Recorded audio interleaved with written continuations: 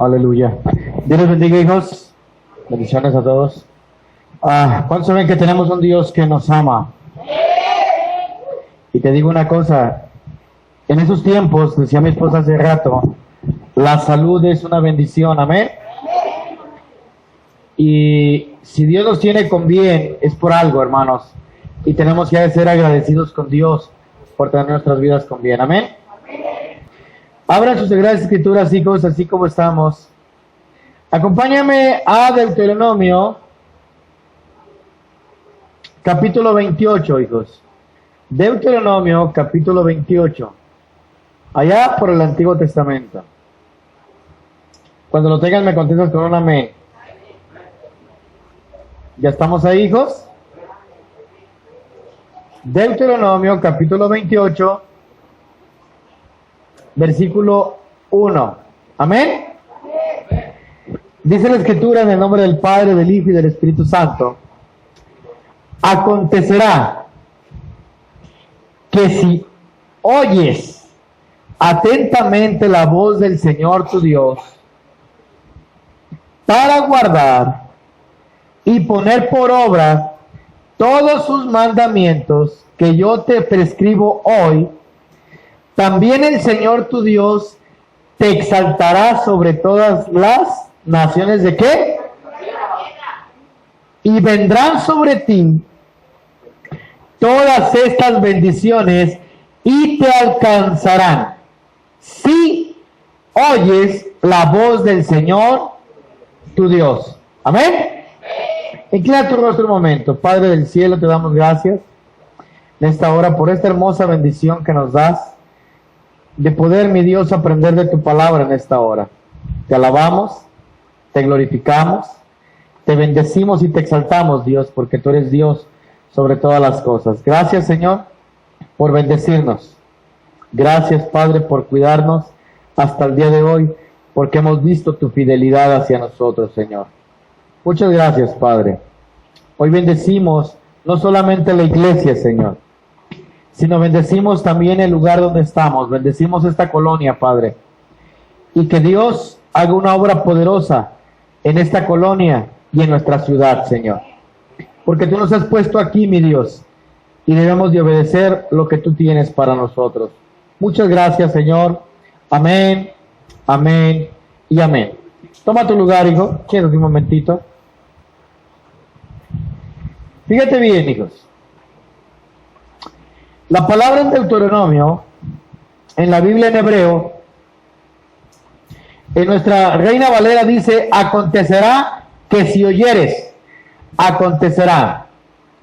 Pero en la Biblia en hebreo dice, y sucederá que sí. Fíjate bien, y sucederá que sí. No es una afirmación, ¿sí? Sino que es, en lo que es el idioma hebreo, es una conjunción, es la unión de dos palabras. Entonces, al no hacer una afirmación, ¿qué es lo que pasa? Hay un condicionante en esa palabra. Hay algo que está condicionado.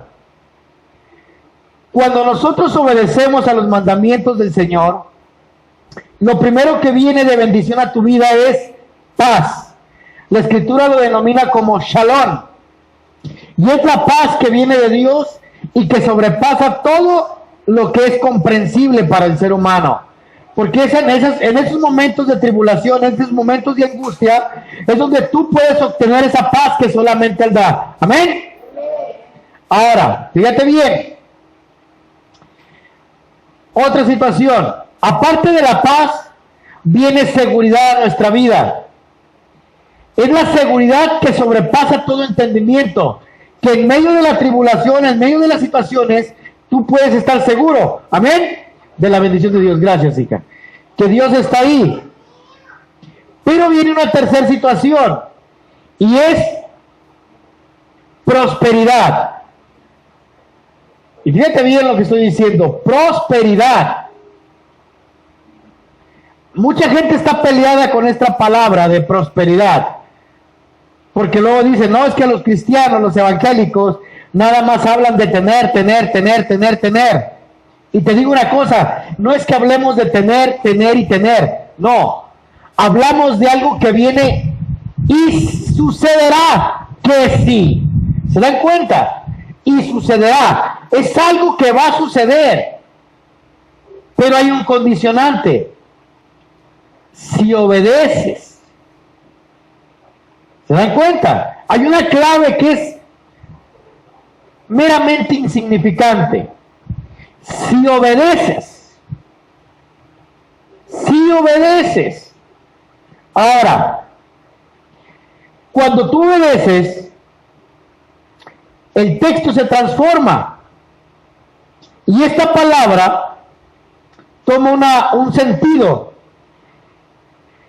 Y podríamos decir de esta manera: si tú obedeces, el Señor hará algo, o el Señor causará algo, o hará que suceda algo a tu favor.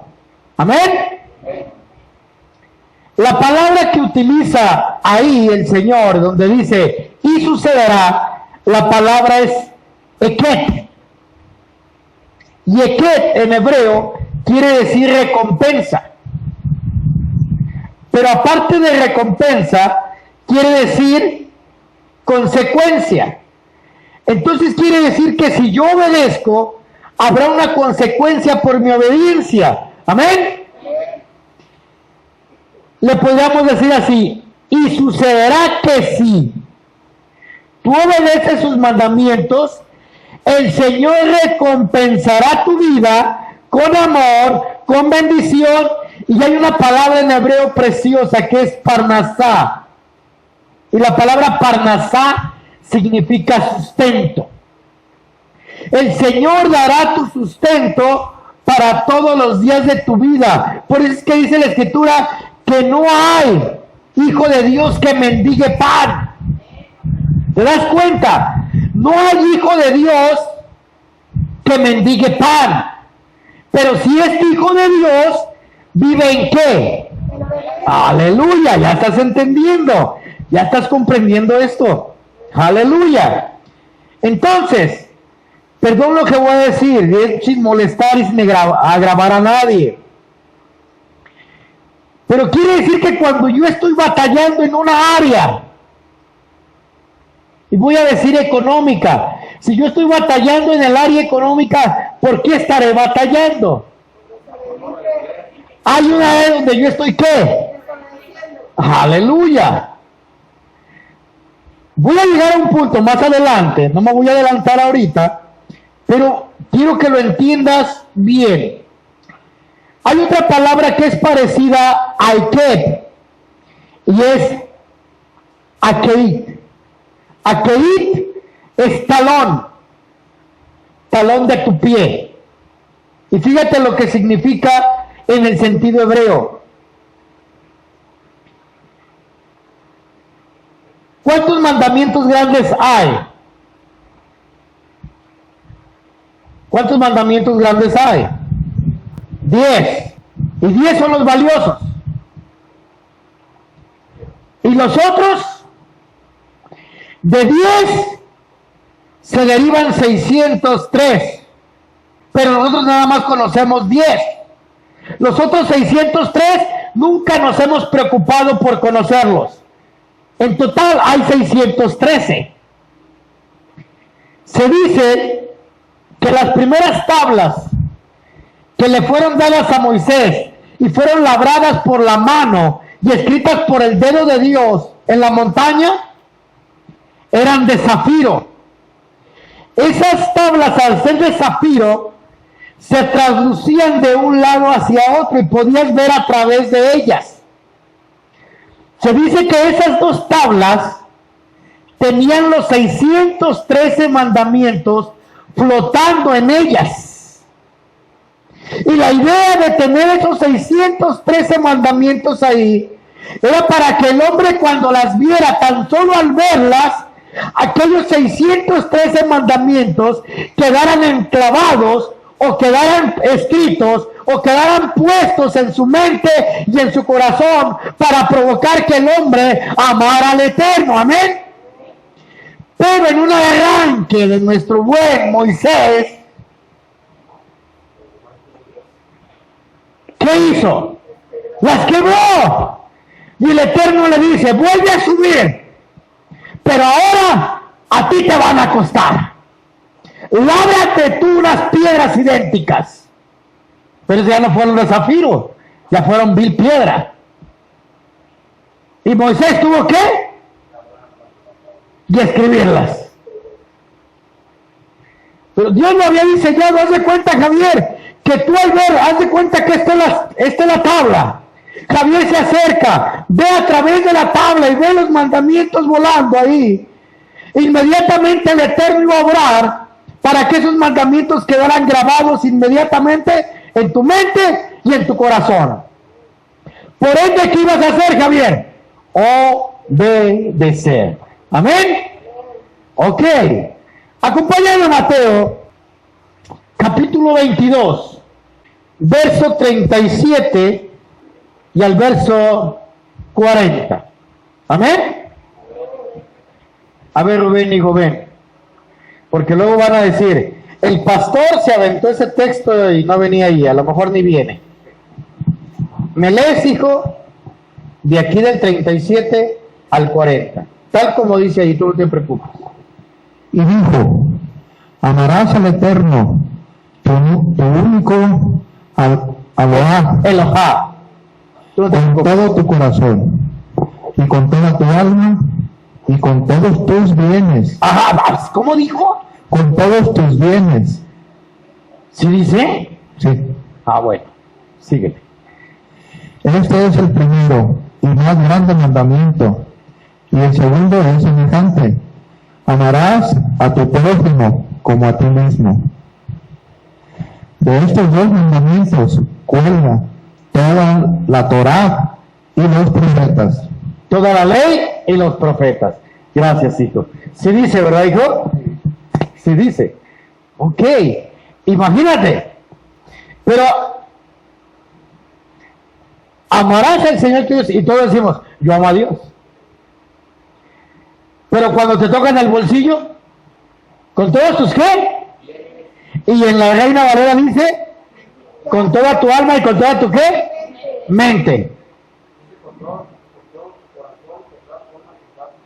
Y con toda tu, hasta ahí. Entonces allí no nos dice bienes.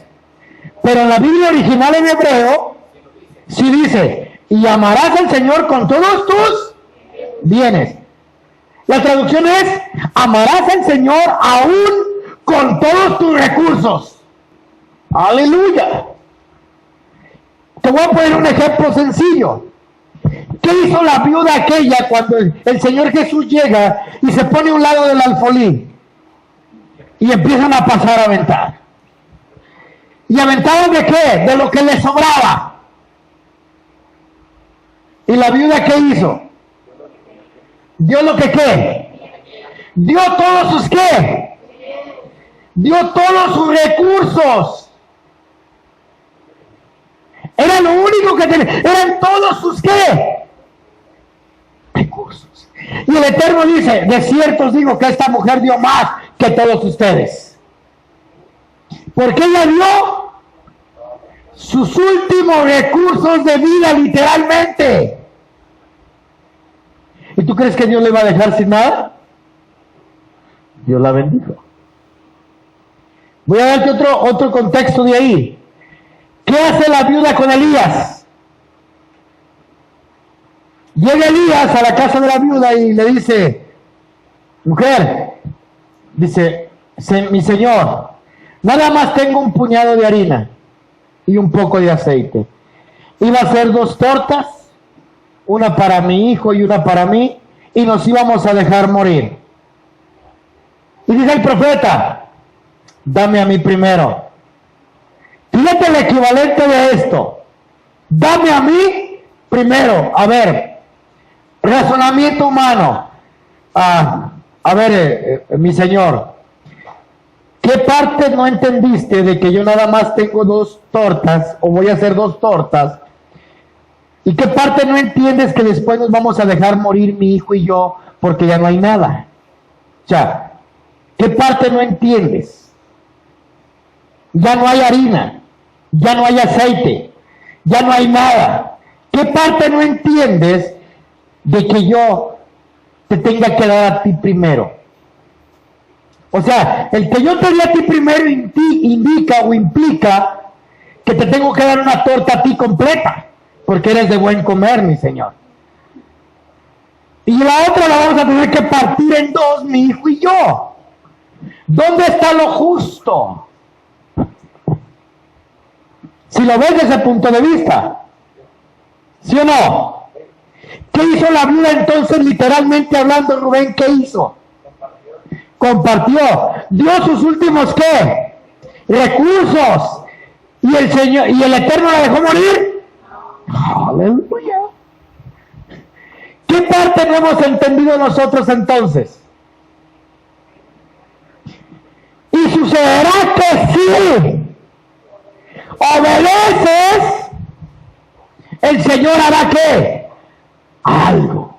¿Sucederá qué? Algo. Amén. Aleluya. Entonces, volviendo a lo de Talón, nosotros hemos pasado preceptos o mandamientos que literalmente dejan de ser o no son importantes para nosotros.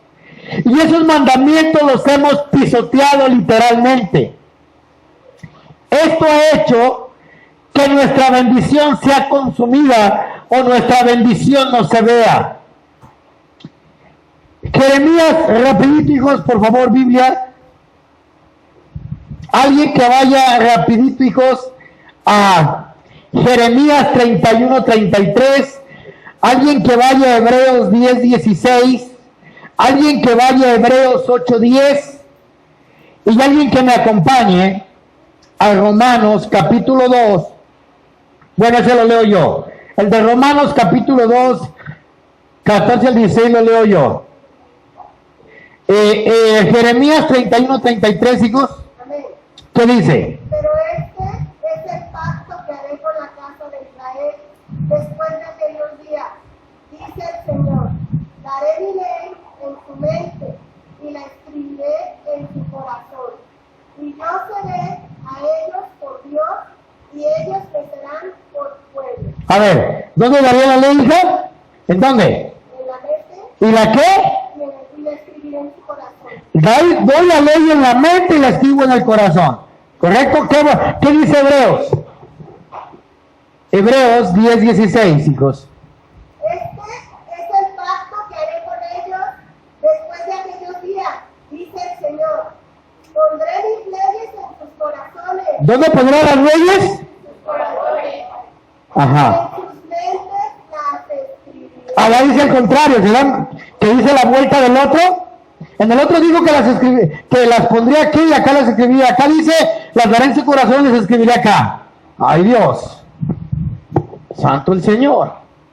8:10 de Hebreos. Por lo cual este es el pacto que haré con la casa de Israel. Después de aquellos días, dice el Señor, pondré mis leyes en la mente de ellos y sobre su corazón las escribiré. ¡Aleluya! Y seré a ellos por Dios y ellos me serán por mi pueblo. Entonces quiere decir esto, Rubén, que mientras, si tú tienes escritas aquí en el corazón, tienes las leyes de Él, ¿tú le serás por pueblo? Fíjate bien esto. Quiere decir que mientras tú las tengas aquí y aquí, tú le serás fiel a Él. Amén. Mientras las tengas aquí y aquí, tú le serás fiel a Él. Le serás fiel. Pero ahora fíjate bien. Acompáñenme todos juntos, vámonos juntos, hijos. Acompáñenme al libro de Romanos, o de los creyentes en Italia, diría Shaul. A los creyentes en Italia. Amén. Acompáñenme al capítulo 2. Sígueme con tus hermosos ojos al verso 14. ¿Ya estamos ahí, hijos? Fíjate lo importante de tener la ley en la mente y en el corazón escrita. Ya no en las tablas de piedra, sino en las tablas del corazón, amén, y de la mente, aleluya. Fíjate lo que dice, verso 14 al 16. Dice, porque cuando los gentiles que no tienen ley, ¿que no tienen qué? Ley, que no tienen ley. O sea, no hay nada que los frene, no hay nada que los detenga, no hay nada que les hable a su corazón, no hay nada que les hable a su mente, no hay qué, ley. Voy a decirlo así, Javier, antes de conocer tú el Eterno, tú te regías bajo una moral que te habían enseñado tus padres. ¿Sí? Y eras capaz de hacer ciertas cosas y eras capaz de no hacer ciertas cosas. ¿Por una qué? Moral. Pero al final de cuentas no tienes qué. Ley. Voy a poner un ejemplo. De uno, ya lo han escuchado, de un hombre en Estados Unidos que fue capaz de devolver $5,000. Y toda la gente decía, wow, qué honesto este hombre. ¡Qué honesto! ¡Qué íntegro! Y resulta que con la mujer que andaba no era su esposa, era su amante. Fue capaz de devolver ¿qué? $5,000. Pero andaba con una mujer que no era su ¿qué? Entonces ese hombre podía tener algo bueno, pero no tenía una ley que le indicara que aquello no era ¿qué? Aleluya. Puedes ser honesto, Javier, pero no eres íntegro. Ser honesto, sí, eres capaz de devolver lo que no es tuyo, pero eres capaz de andar con alguien que no es tuya. Eso es otra cosa. ¿Sí? Ahora, fíjense bien, es el mismo problema que tenemos los cristianos hoy. Somos capaces de no adulterar o de no fornicar, pero no somos capaces de guardar otras cosas. Voy hacia allá. Dice, porque cuando los gentiles que no tienen ley hacen por naturaleza lo que la ley demanda de ellos, o sea, puedes hacer hasta cierto punto moral. Y luego dice, estos, aunque no tengan ley, lo que hacen es ley ¿para quién? Para sí mismos o para ellos. Tú puedes detenerte de hacer ciertas cosas y lo puedes interpretar que estás bien delante de Dios. ¿Qué dicen muchos? Yo no mato, pastor. Yo no robo. Pero mientes. ¿Correcto? Yo no mato, pastor. Pero tienes chisme en tu boca. Criticas, juzgas, señalas, pero no matas, no robas. ¿Te das cuenta, Erika, cómo hay preceptos que sí los tenemos en alto, pero hay mandamientos que los tenemos en qué? En pequeño. ¿Los qué? Los pisamos con qué? Con los talones. Aleluya. Oiga, pastor, ¿esto qué? Voy para allá. Dice el 15. Revelando así que su conducta es el resultado de las demandas de la ley, que para ellos ha sido ¿qué? Escrita ¿dónde? Fíjate bien, cuando tu conducta cambia, cuando tu conducta da un resultado diferente, es porque la ley de Dios ya fue escrita en tu corazón. Después de esto que fue escrita en tu corazón, cuando tú le aceptaste a Cristo como tu Salvador en tu vida personal, viene una segunda etapa de tu vida, y es que tienes que dar testimonio de lo que está sucediendo en tu conciencia racional. Antes no pensabas en aquello que era malo, hoy ya piensas en aquello que no es bueno, amén. Y en ocasiones te acusa, y en ocasiones ¿qué? Te aprueba. Aquí hay dos filos. ¿Cuántas veces tuviste que convencerte de que aquello que estabas haciendo era bueno? ¿Cuántas veces llegabas a tu casa y decías, bueno, pero es que todo lo hace? ¿Cuántos de ustedes batallaron con su conciencia? Y siguen batallando a veces. Y llegas a tu casa y te tienes que convencer y dar una terapia de coco wash para decir, no te preocupes, esto que haces toda la gente lo hace, no estás tan mal. Hay gente que vive peor que tú. Sí, pero ellos no son hijos de Dios. ¿Tú eres qué? Entonces tú tienes que ser ¿qué, Vanessa? Diferente, ¿sí o no? ¡Aleluya! ¿Cuántas veces has estado batallando en tu casa en esas noches duras donde no puedes dormir porque te da el insomnio, porque sabes que has hecho algo que no está bien?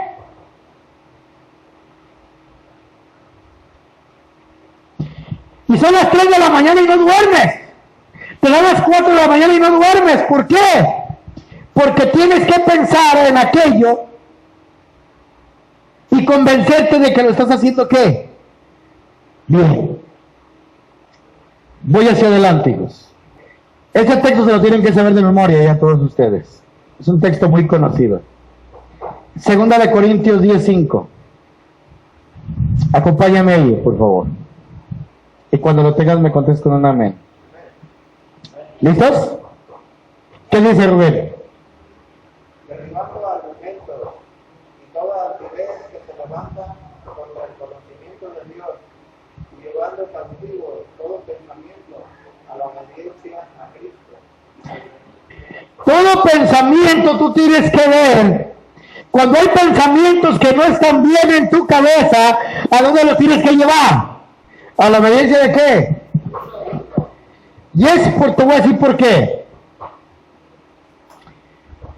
El pensamiento es el equivalente a un intelecto. Pero cuando el intelecto está dominado por las emociones, hay una separación.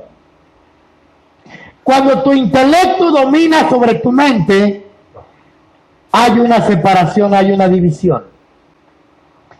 El intelecto siempre te estará proveyendo de argumentos de toda altivez que dice la palabra ahí, para estar justificando tus malas acciones. El intelecto siempre estará proveyendo razonamientos y excusas para que siempre estés viviendo bajo un instinto, y perdóname la expresión que voy a usar, bajo un instinto totalmente animal, dominado por tu baja naturaleza. Acompáñame al Salmo 23:3. Salmo 23:3. ¿Qué dice, hijos, ahí?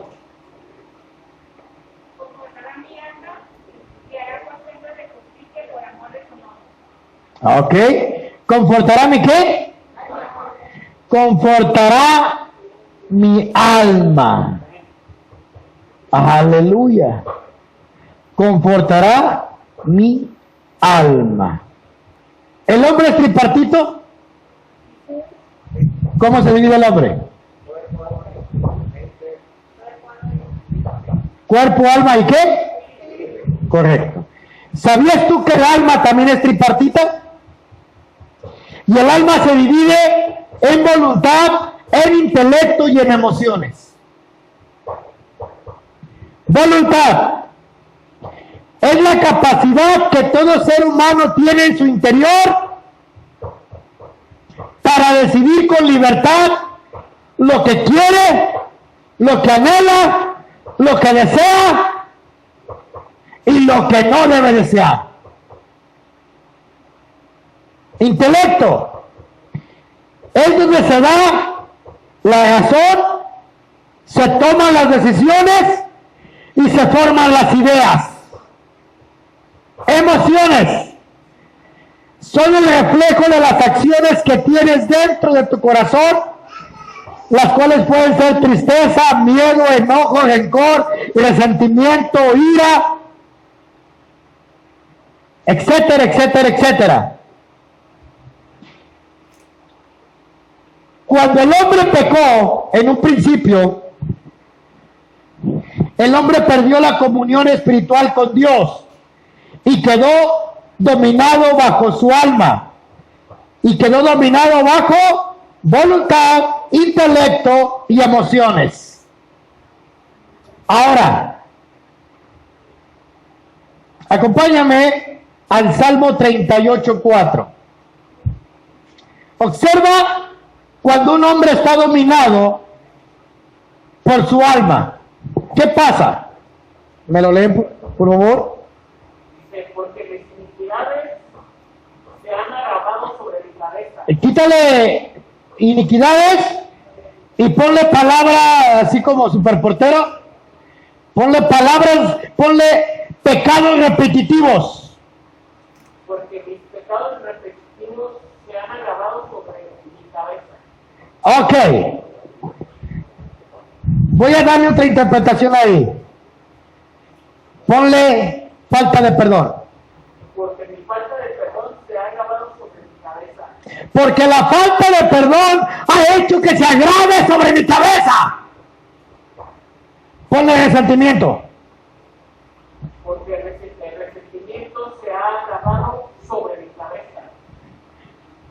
Porque por causa del resentimiento se han agravado sobre mi cabeza. Ponle enojo. Porque por causa del enojo se ha agravado sobre mi cabeza. Ah, que se ha agravado. Como carga pesada, ¿en qué? ¿Qué dicen 5, Valerio? Dice, quieren y supuran mis llagas. ¡Apestan! Y supuran mis llagas. ¿A causa de mi qué?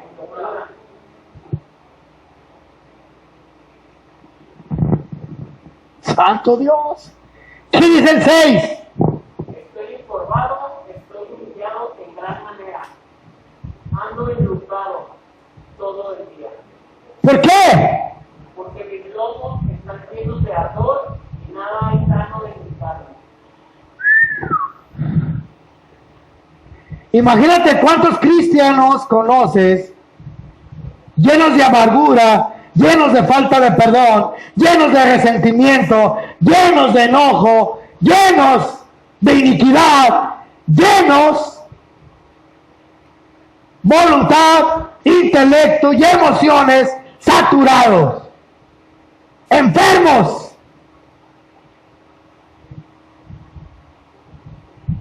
¿Cómo quieres que suceda algo en tu vida?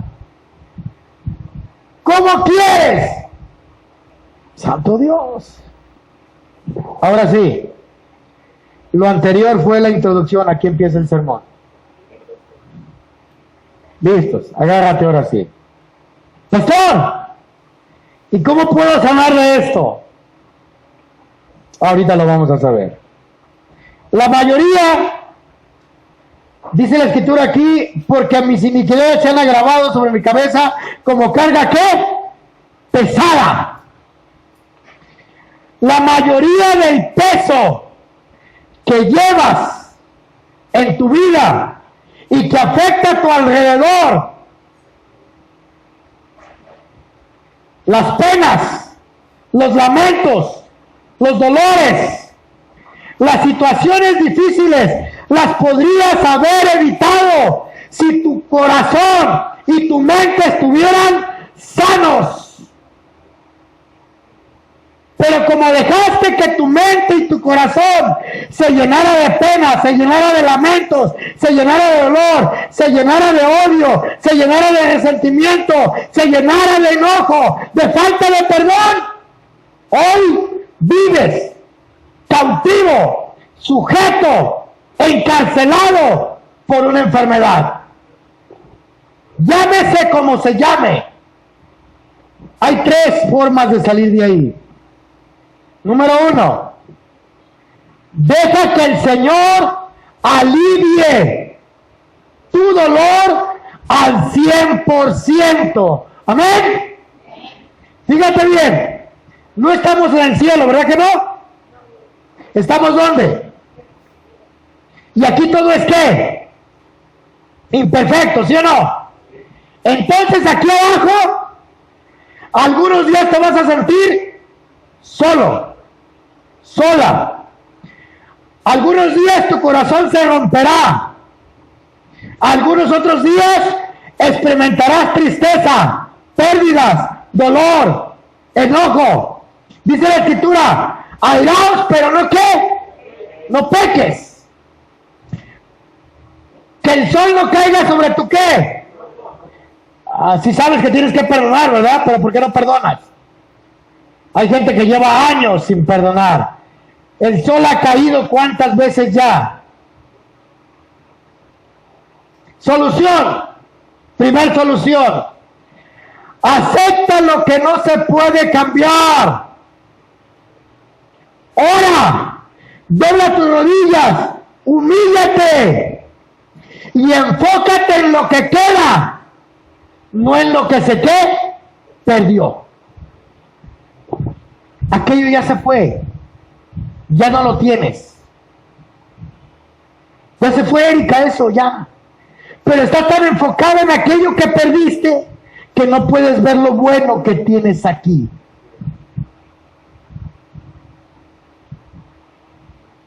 Estás tan ensimismado, estás tan clavado en aquello allá que no puedes ver lo que tienes aquí.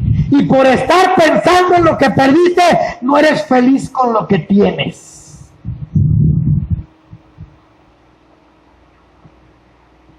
Dos, deja que el Señor quite la culpa y deja de estar culpando al que una vez te dañó. Deja que el Señor quite tu culpa y deja de estar culpando al que una vez te dañó. Nada destruye más rápido un alma que la propia culpa y que alguien te siga culpando de algo que hiciste una vez y te lo sigue echando en tu cara todos los días. Puedes negar la culpa, puedes minimizarla, puedes razonarla, puedes culpar a otros de tus propias desgracias, pero ninguna de estas cosas funciona. Solo hay una solución: dejar que Dios te quite ¿qué? La culpa. Y número 3, que el Señor reemplace genuina, verdadera, y como dice la Escritura, ciertamente el Señor reemplace los rencores, los odios, la falta de perdón, la gangrena espiritual que tienes en ese corazón que no ama a Dios, porque amas más el rencor, la falta de perdón, el odio hacia la otra persona. La gente te va a hacer daño, sí, voluntaria o involuntariamente. Ojo, ¿cuál es la mano del Eterno? ¿Con qué mano te bendice Dios? ¿Cuál? Esta. La izquierda es la mano del hombre. Te voy a poner un ejemplo.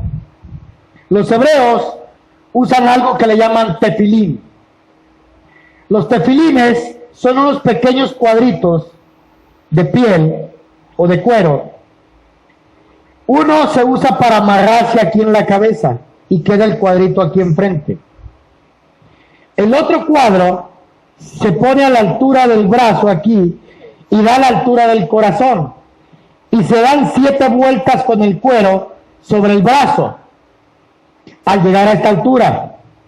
De aquí se da otro doblez sobre este dedo y de aquí se amarra sobre este dedo.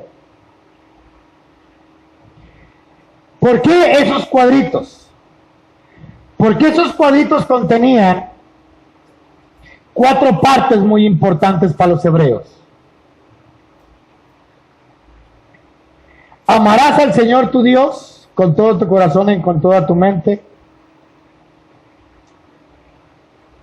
Dios es uno, uno es Dios. Yo los saqué de la tierra de Egipto, de la esclavitud y de la servidumbre, y yo seré su bendición. Los sacaré de la tierra, ¿de dónde? De Egipto, de la servidumbre.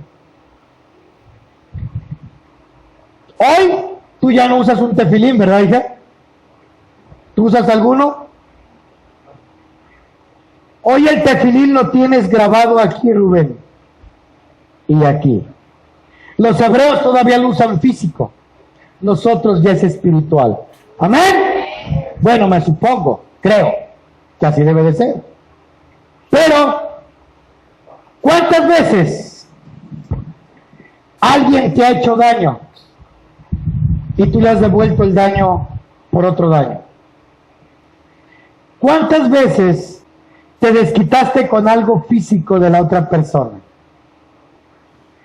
Fíjate bien, no eres capaz de hacérselo a la persona, pero con algo que le pertenece a la persona, lo haces. En el carro del marido, ¿eh? Con los hijos. Imagínate, ves al cuate que te cae gordo. Trae su carro pintadito apenas. Sacas la llave o sacas el desarmador y vienes. ¿Qué crees que sea eso, Rubén? Cobardía. Aparte, venganza. Vete a Romanos, capítulo 12, y vete al verso 19. Y lo lees fuerte. No os venguéis vosotros mismos, amados míos, sino dejad lugar a la ira de Dios, porque fue escrito: está bien la venganza, yo pagaré, Señor. Mía es la venganza, yo pagaré, dice el Señor. Tú no puedes vengarte, Javier, ni lo debes de hacer, porque tus brazos, tu mano que Dios te dio, es para construir, para bendecir, para sanar. Para eso es tu mano, Javier. Tú no puedes usarla para otra cosa que no sea para eso. Para sanar, para ayudar, para crear, para construir. Por eso Dios te dio tu mano. Con eso termino. ¿El odio es pecado? ¿Guardar el rencor es pecado? ¿Culpar siempre a alguien es pecado?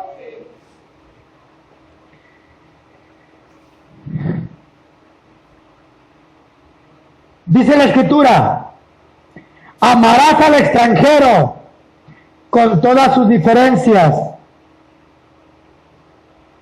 Así dice la Escritura.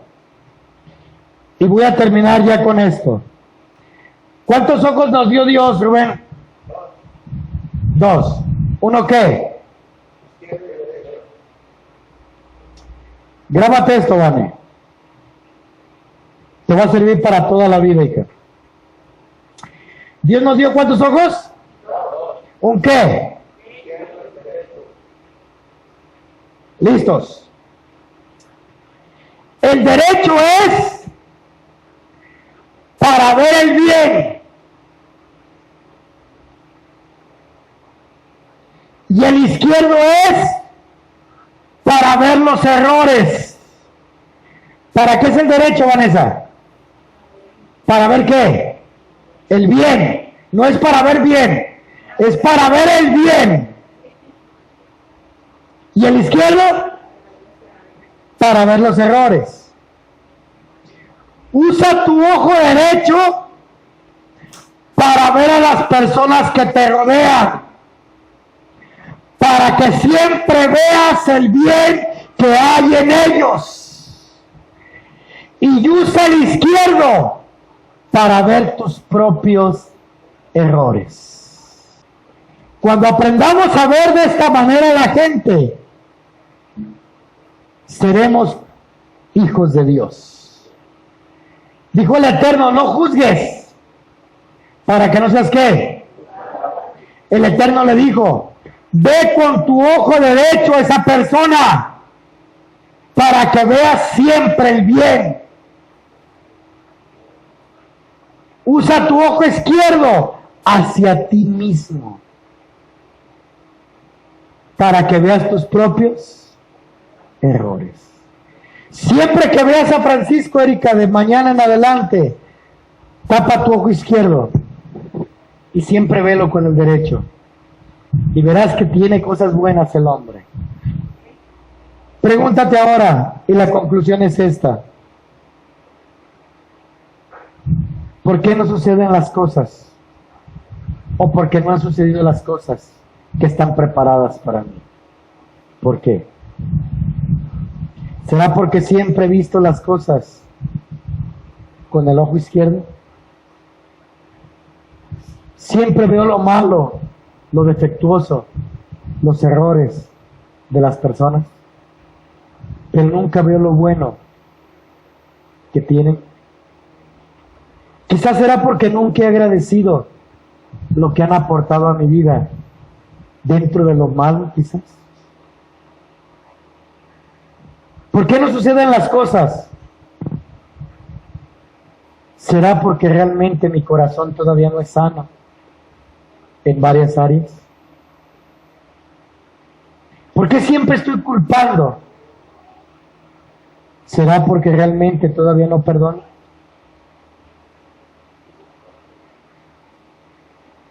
¿Por qué habrá enfermedad en mi cuerpo? ¿Qué dejé de hacer y en qué momento lo dejé de hacer? ¿Qué ha sido hasta el día de hoy en lo que me he equivocado?